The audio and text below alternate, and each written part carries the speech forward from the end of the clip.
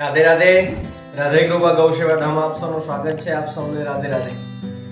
જીવનમાં પદ પ્રતિષ્ઠા મળવી ખૂબ અઘરી પણ છે અને સહેલી પણ નથી. એટલી જેટલી સરળતાથી જેટલી સહજતાથી આપણને મળી જાય છે એવું આપણે વિચારી અને કાર્ય કરીએ છીએ, મહેનત કરીએ છીએ, યથાર્થ પ્રયત્ન કરીએ છીએ, ખૂબ પરિશ્રમ ખૂબ પરસેવો પાડીએ છીએ, પણ એને મેળવવામાં જેટલો સમય લાગે છે એને ગુમાવવામાં એક સેકન્ડ નથી લાગતો.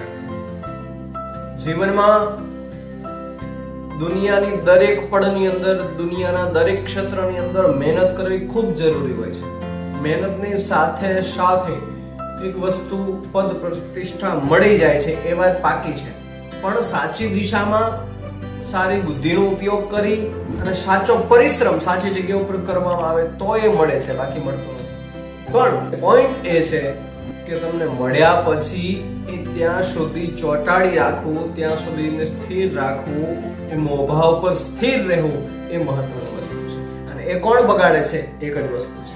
આવો આપણે એ કથા આપને જણાવું.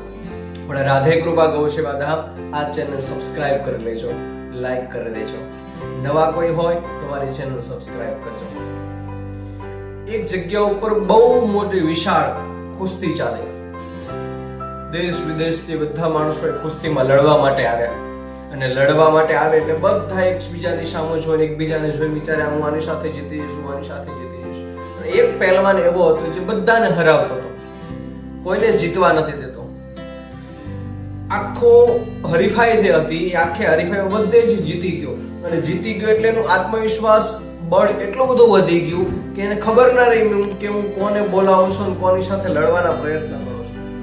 સમસ્ત જેટલા પણ હરીફાઈમાં લોકો જે મેદાનની અંદર એકત્રિત થયા હતા ત્યાં આગળ એને એલાઉન્સ કરી દીધું, ત્યાં ચુનૌતી આપી દીધી કે આટલા બધા બેઠા છે, આમાંથી કોઈ નથી મારી સાથે લડવા માટે કે જે મને હરાવી શકે. એક દોડો પતળો માણસ, સિંગલ બોડીનો, સિંગલ હડ્ડીનો માણસ આપણે કહી શકીએ, એ માણસ દોડીને મેદાનમાં આવે છે કે હું તારી સાથે યુદ્ધ કરીશ.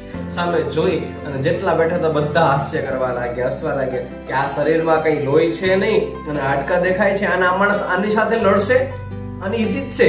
આ માણસ ક્યાં ને આ માણસ ક્યાં? ઓલા જેવી ક્યાં રાજા ભોજ ને ક્યાં ગંગોત્રી. આ માણસને જોઈ અને પછી ઈ પહેલવાન છે એના કાનમાં જઈને કહે છે કે તમે મને જીતવા દો, હું જીતીશ તો તમને જે પુરસ્કાર મળવાનો છે એ પુરસ્કારની સાથે સાથે જેટલી પણ કિંમત છે એનાથી બમણી કિંમત હું તમને આપીશ.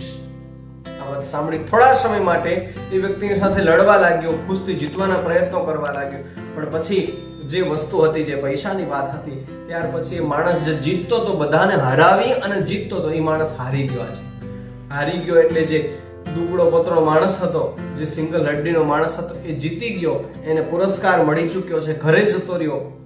બીજા દિવસે આ માણસ ત્યાં પૈસા લેવા જાય છે, જે બમણી કિંમતની વાત હતી એ વાત કરીને પૈસા લેવા જાય છે કે લાવો આજે મારા પૈસા, જે કિંમત હતી એનાથી બમણી કિંમત મને આપો. એટલે માણસે શું જવાબ આપે છે કે શું તમે કોણ છો, ક્યાંથી આવ્યા છો, શેની કિંમત, શેની રમત, શેની કુસ્તી? તો કે કાલ આપણે રમ્યા હતા. એ વાત સાચી, પણ તમે જેમ દાવ પેચ રમી અને જીતો છો એમ મેં પણ મારો દાવ પેચ ખેલી અને હું પણ જીતી ગયો છું. કઈ રીતે? તો કહેવાનો અર્થ હજી સુધી કદાચ તમે ના સમજ્યા હોય તો જાણી લેજો. જીવનમાં માણસને પદ પ્રતિષ્ઠા મળ્યા પછી એ પકડી રાખવા માટે સૌથી મોટી વસ્તુથી દૂર રહેવું પડે છે, અને દૂર રહેવું પડે છે લાલચ. જીવનમાં માણસને પદ પ્રતિષ્ઠા મેળવવામાં અનેક વર્ષો વીતી જાય છે, અનેક સમય જતા રહે છે, પણ એ પદ પર ટક્યા રહેવા માટે એનાથી દૂર રહેવું પડે છે. અને વસ્તુ છે એ દુનિયાની આપણો સૌથી મોટો શત્રુ છે લાલચ. માણસને 5 રૂપિયાની લાલચ, 10 રૂપિયાની લાલચ, 500 રૂપિયા, 5000, કરોડોની લાલચ માણસને આપી દે એટલે ગમે એટલું પદ હોય, ગમે એટલું પ્રતિષ્ઠા હોય, એની સમક્ષ રહેતો નથી. એ પદ પછી એને દેખાતું નથી, માત્ર સામે ઉભેલો રૂપિયો અને સામે ઉભેલી લાલચ એ માણસને દેખાય છે. માટે જીવનમાં પદ પ્રતિષ્ઠા મળે ને તો એની ઇજ્જત કરજો, એની કેર કરજો, એ ધ્યાન રાખજો કેટલા પરિશ્રમથી અને કેટલાય ઈચ્છાથી, અભિલાષાઓને મૂકી, પરિવાર, કુટુંબ બધાને છોડી અને પ્રયત્ન કર્યો છે ને એ મને પદ પ્રાપ્ત થયું છે. એટલા માટે માણસ જ્યારે એની સામે લાલચ ઊભી થાય છે ને ત્યારે જે પદ પ્રતિષ્ઠા મળી હોય છે એનું અપમાન થાય છે. માટે પદ પ્રતિષ્ઠા મળ્યા પછી લાલચના કારણે તમે પદનું અપમાન ક્યારે કરશો? બાકી ઈશ્વરે જે આપેલું છે, જે તમને મોભો આપેલો છે, એમાં ઉભાનું અપમાન થશે એનો અર્થ એવો છે કે ઈશ્વરનું અપમાન થાય છે. માટે આપને આ પ્રસંગ કેવો લાગ્યો જરૂરથી મને જણાવજો. અને રાધે કૃપા ગૌ સેવા ધામ આ ચેનલ સબસ્ક્રાઇબ કરજો, લાઈક કરજો, શેર કરજો અને કોમેન્ટ કરજો કે આપને આ કથા આ પ્રસંગ કેવો લાગ્યો. આપ સૌને રાધે રાધે.